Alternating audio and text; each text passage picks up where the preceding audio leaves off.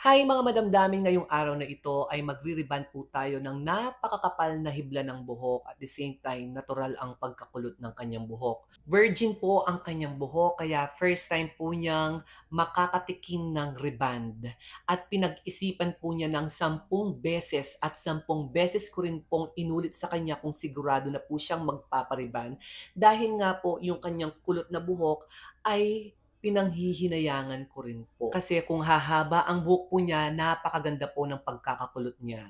So, para po siyang Goldilocks. So, ang pagbabad ko po dito ay mahigit 2 oras. And eto na po yung kanyang kinalabasan nung pinabanlaw ko na po siya.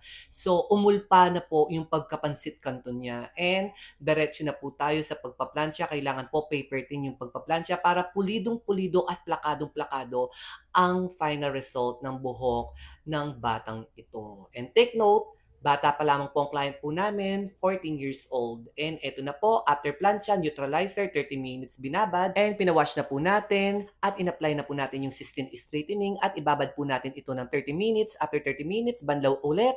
Tapos, hair reborn plus collagen and Brazilian Botox na po tayo, and 15 minutes lamang po binababad to, at wala na pong banlawan. Diretso blow dry na po, at dito pa lamang po makikita na po natin yung pinaka-final result. Blower lamang po, pagpagal lamang po natin ang buhok ng ating client, at dito pa lamang po makakahinga na po tayo ng maluwag kapag nakita na po natin na nawala na talaga yung pansit canton. Kumbaga may lutunin kayang buwak, may ginang spaghetting pababa. At tignan nyo naman po, makinang po, makintab dahil nga virgin ang buhok po niya, wala pa pong chemical na in-apply sa kanyang buhok. Pero syempre dahil naliligo po siya ng mainit na tubig, mapapansin niyo po talagang magdadry po yan sa dulo. So anong gagawin? Ititrim po natin yan. At dito wala pa pong plancha-plancha. Pero kailangan pa rin po natin pasadahan ng plancha para na sa ganon ma-absorb at mag-subside po yung gamot ng Brazilian at yung cysteine straightening. Kumpara nyo naman po dito sa before po niya mga madamdamin.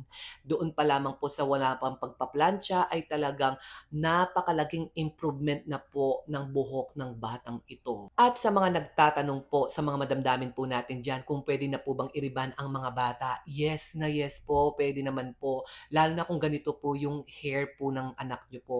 Matibay yung hibla, kulot na kulot.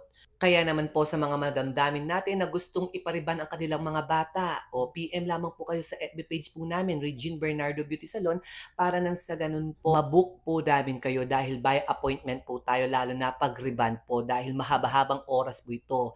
9 AM po yung open po namin at hanggang 3 PM lamang po kami. So PM lamang po kayo mga madamdamin. God bless!